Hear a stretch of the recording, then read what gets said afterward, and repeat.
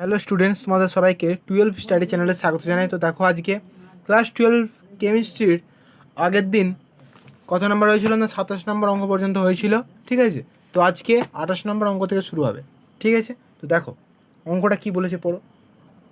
অঙ্কটা বলেছে 28 নম্বর অঙ্কটা বলেছে 200 গ্রাম জলে 10.5 গ্রাম MgBr2 দ্রবীভূত করে প্রাপ্ত দ্রবণের হিমাঙ্ক গণনা করো। ঠিক আছে, বলেছে 200 গ্রাম জলে 10.5 গ্রাম MgBr2 দ্রবীভূত করে প্রাপ্ত দ্রবণের হিমাঙ্ক গণনা করতে বলেছে। ঠিক আছে, তো প্রদত্ত কী কী দেওয়া আছে না, MgBr2 এর আণবিক ভর দেওয়া আছে 184 গ্রাম মোল ইনভার্স, জলের কেভ হচ্ছে 1.86 কেজি মোল ইনভার্স। বেশ, ঠিক আছে। আচ্ছা, তা কী কী দেওয়া আছে তুমি সেটা লিখে নিই, দিয়ে অঙ্কটা করা হবে। ঠিক আছে, তো কী কী দেওয়া আছে তো সে করা হবে, তোমার লিখে নিই।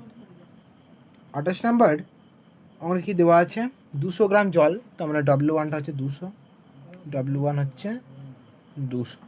ওকে, বেশ। W1 তাহলে কত দেওয়া আছে না 200 দেওয়া আছে। বেশ, আর W2টা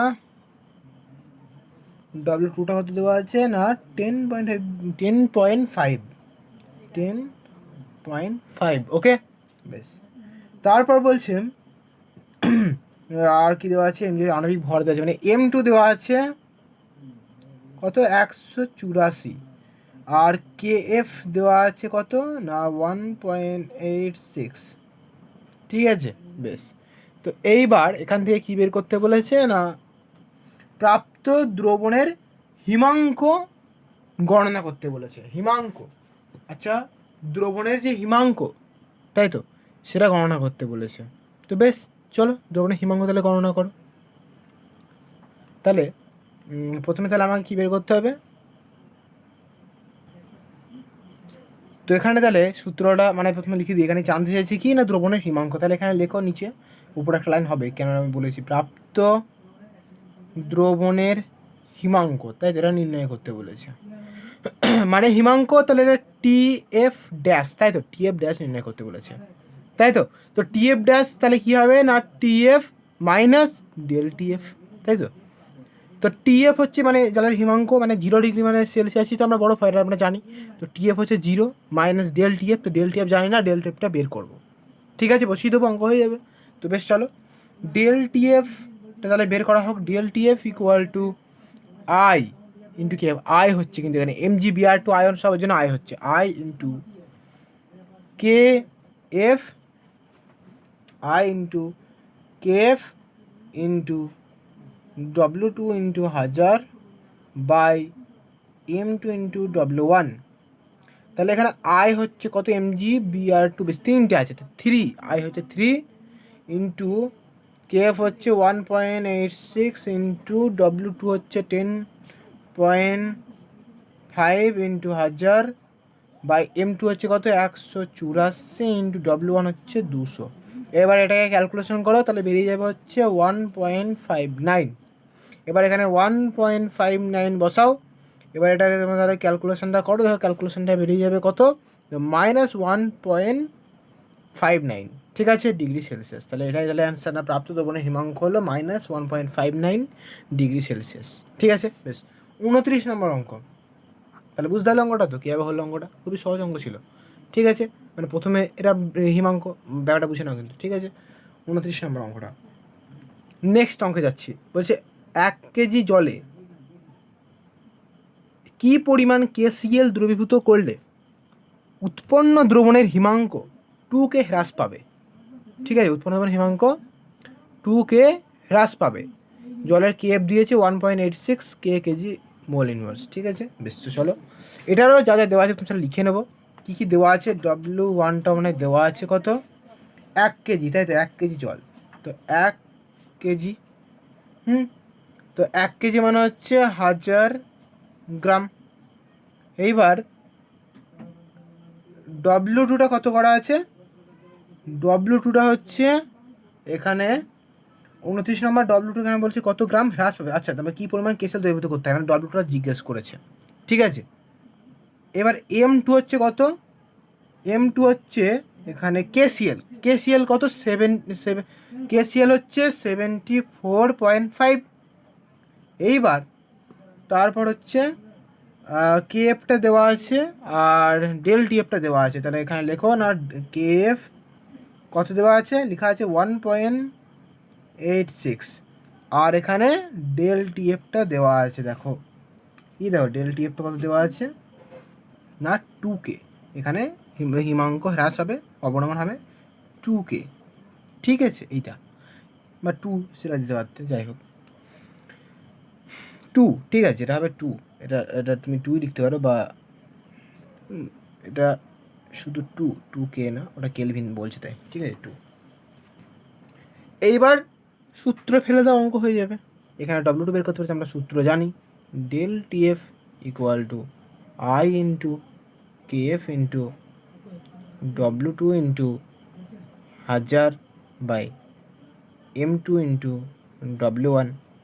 তাহলে এখান থেকে ডেল টিএফ এর মান হলো 2, I হলো কত 2 ইন্টু কেএফ হচ্ছে 1.86 ইন্টু W2 হচ্ছে W2 ইন্টু 1000 বাই M2 হচ্ছে 74.5 ইন্টু W1 হচ্ছে 1000 গ্রাম। এবার এখান থেকে W2 এর মানটা নিশ্চয়ই বের করতে পারবে, এটা বের করলে হয়ে যাবে হচ্ছে 40.05, এটাই অ্যান্সার। তাহলে 1 কেজি জলে 40.05 গ্রাম KCl দ্রবীভূত করতে হবে, এটাই অ্যান্সার, ঠিক আছে। তাহলে বুঝতে পারলে কত সুন্দর অঙ্ক ছিল। বেশ, নেক্সট 30 নম্বর অঙ্ক, ঠিক আছে। নেক্সট 30 নম্বর অঙ্কটা কী বলছে দেখো, 1 লিটার জলীয় দ্রবণে 6 গ্রাম ইউরিয়া ও 9 গ্রাম গ্লুকোজ দ্রবীভূত আছে। 300 K উষ্ণতায় উক্ত দ্রবণের অভিস্রবণ চাপ কত? তাহলে এখানে 1 লিটার জলীয় দ্রবণে কি বলেছে, 1 লিটার জলীয় দ্রবণে দ্রবীভূত 1 লিটার জলীয় দ্রবণে 6 গ্রাম ইউরিয়া আর 9 গ্রাম গ্লুকোজ দ্রবীভূত আছে। বেশ, ঠিক আছে। তো তোমরা 30 নম্বর অঙ্কটা আর একবার ভালো করে পড়ো।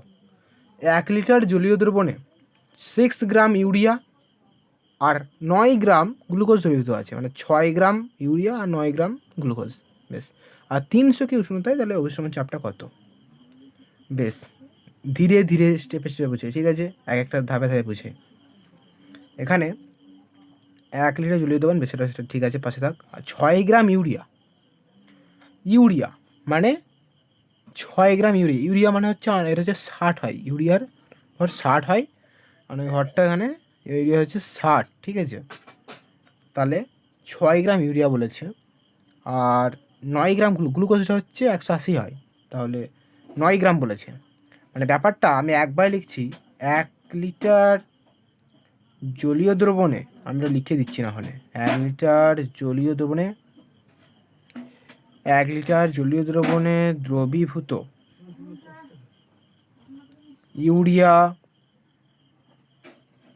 ইউরিয়া ও গ্লুকোজের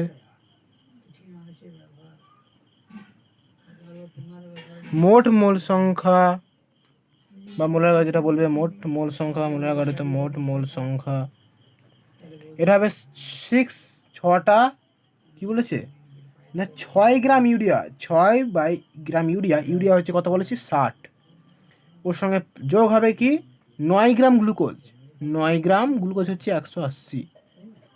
বাস, এটাকে ক্যালকুলেশনটা করলে 0.15 মোল বেরোলো।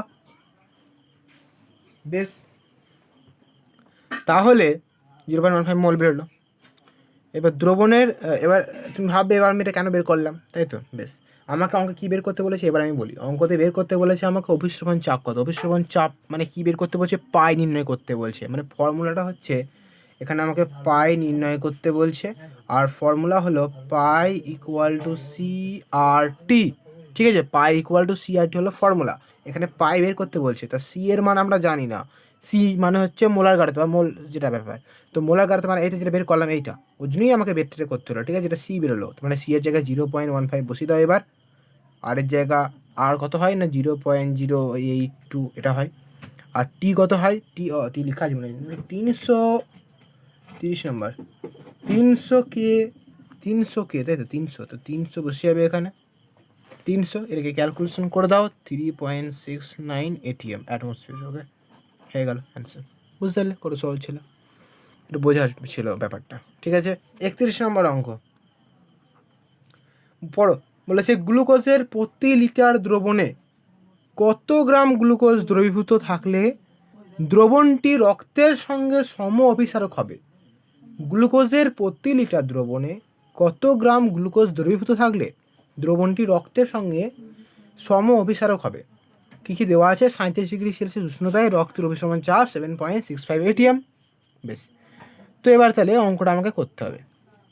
বলেছে তাহলে আমি প্রথমে দিন এখানে কোশ্চেনটা কী বলেছে না, গ্লুকোজের প্রতি লিটার দ্রবণে কত গ্রাম গ্লুকোজ দ্রবীভূত থাকলে আমি ধরে নিলাম প্রতি লিটার দ্রবণে x গ্রাম গ্লুকোজ দ্রবীভূত আছে। তাহলে কি ধরি প্রতি লিটার দ্রবণে, তাহলে ধরি প্রতি লিটার দ্রবণে x গ্রাম গ্লুকোজ দ্রবীভূত আছে।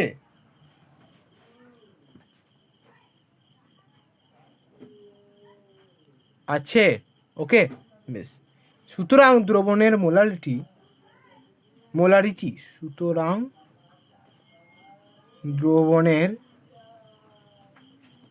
মোলারিটি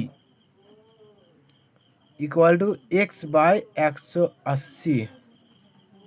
ঠিক আছে, x/180 গ্লুকোজ যেহেতু তাই 180, ওই জন্য আগের মতনই, এটা দুটো ছিল তাই দুটো করেছি, এটা একটাই তাই একটাই, আর এটা x গ্রাম ধরেছি। এটা তো বলা যায়নি, আগেরটা তাই বলেছিল যে 9 গ্রাম গ্লুকোজ, তাই না? কত ছিল? হ্যাঁ, 9 গ্রাম গ্লুকোজ ছিল, এটা তো বলে যায়নি, ওই জন্য আমি x গ্রাম ধরলাম আর x/180 হয়ে গেল। ঠিক আছে, এইবার এর ক্ষেত্রে বলেছে কী বের করতে না, কত গ্রাম অভিসরণ চাপটা, তাহলে সে একই সূত্র পাই ইকুয়াল টু CRT দিয়ে x এর মানটা বের করবো। x এর মানটা বের করতে বলেছে, তো আমার কী ব্যাপার না, পাই ইকুয়াল টু CRT। তাহলে আমাকে কী বের করতে হবে না, x বের করতে হবে। আচ্ছা, আমি এখানে x থেকে পাবো পাই কত, পাই দেখো দেওয়া আছে এখানে, পায়ের মানটা 7.65, আমি পাশে লিখে দিচ্ছি সব কী কী দেওয়া আছে। Pi equal to 7.65 equal to C এর মান এই যে এটা বেরিয়েছে x/180, তাহলে সি ইকুয়াল টু x/180, তারপর ইন্টু আর কত, আর হলো 0.082। ঠিক আছে, আর হলো 0.082, আর টিটা কত দেওয়া আছে, টিটা দেওয়া আছে হচ্ছে কত, 37°C রক্তে রাখতে হয়। তা গ্লুকোজ এখানে বলছি কই 31 নম্বর অঙ্কের টাইম, এখানে টিটা কত আছে না, আচ্ছা 37°C উষ্ণ দেওয়া আছে, তাই তো, মানে সরি টেম্পারেচার হচ্ছে 37°C, তার মানে এটা 273 প্লাস 37, তাহলে এটা হয়ে যাবে হচ্ছে 310 কেলভিন। ঠিক আছে, তাহলে 310 বসিয়ে দাও। এবার এটাকে এখান থেকে এক্সট্রা নিশ্চয়ই তোমরা নির্ণয় করতে পারবে, তো এক্সট্রা নির্ণয় করবে, দেখবে বেরিয়ে যাবে 54.16 বা 16। ঠিক আছে, এটাই অ্যান্সার। দেখে না কত সহজ অঙ্ক ছিল, তাহলে বুঝতে পারলে 31 নম্বর অঙ্কটা। চলো নেক্সট 32 নম্বর অঙ্ক। 32 নম্বর অঙ্ক কি বলেছে? বলেছে ইউরিয়ার প্রতি লিটার দ্রবণে কত গ্রাম ইউরিয়া দ্রবীভূত থাকলে দ্রবণটি প্রতি লিটারে 10 গ্রাম চিনি দ্রবীভূত আছে এমন দ্রবণের সঙ্গে আইসোটোনিক হবে। চিনির আণবিক গুরুত্ব 342। তো এর পরের নেক্সট ভিডিও থেকে অঙ্ক শুরু হবে। ঠিক আছে, আর 31 পর্যন্ত থাক, আজ আর 32 পর্যন্ত আর করা হচ্ছে না। ঠিক আছে, তো দেখা হচ্ছে নেক্সট ভিডিওতে। ঠিক আছে, ততক্ষণ ভালো থেকো, থ্যাংক ইউ।